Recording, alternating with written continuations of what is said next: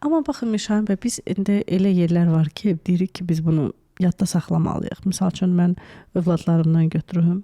Onlar məktəbə gedirlər və onlar bir dərsi yadda saxlamalıdırlar. Və onlar mütəmadi olaraq bunu oxuyurlar. Mən indi baxıram ki, bunlar əzbərləyirlər və semestrin sonunda, ilin sonunda baxıram ki, heç bunun ümumiyyətlə yadında da qalmayıb, əzbərləyib və sadəcə deyib orada da bitib gedibdir.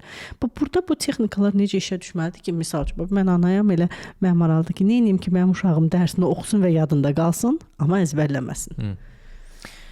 Burada indi iki məsələ var. Mən anayam, necə eləyim ki, uşaq dərsini yadda saxlasın. Bu birincisi, hər şey, istənilən nəticə insanın özünün istəyindən asılı olan bir şeydir. Sizin uşağınız istəmirsə, ona yəni dünyanın ən yaxşı texnikasını da versəz, onu yadda saxlamayacaq. İndi bizim texniki cəhətdən cavabı budur ki, bu sualın adı üstündə əzbərləmək. Deyirsiniz ki, əzbərləyirlər, yadında qalmır. Əzbərləməklə yadda saxlamaq bir-birindən fərqli şeylərdir. Bir şeyi biz əzbərləyəndə nə edirik? Onu dəfələrlə özümüzə deyirik ki, o bizim yadımızda qalsın. Amma orada heç bir duyğu yoxdur. Sadəcə olaraq davamlı təkrarlanan bir davranış var. Və bu zehin bunu davamlı mütəmadi olaraq təkrarladığı zaman beyin artıq bezir, şuur bezir. Deyir ki, bu adam əl çəkmir, bütün işini gücünü atıb, ancaq bununla məşğuldur. Bunu təkrarlaya durur. Qoy mən bunu yadda saxlayım, müvəqqəti yaddaşda yadda saxlayım. Yaddaşın iki hissəsi olur bu arada, müvəqqəti və daimi. Müvəqqəti yaddaşda bunu saxlayır. Elə ki, o adam işini bitirir, artıq onunla bağlı heç bir ehtiyac qalmır və s. Ondan sonra beyin onu yenə də avtomatik olaraq unudur.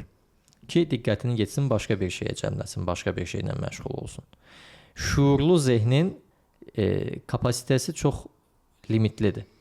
Ən çox 9, ən az 5 dənə informasiyaya fokuslana bilər.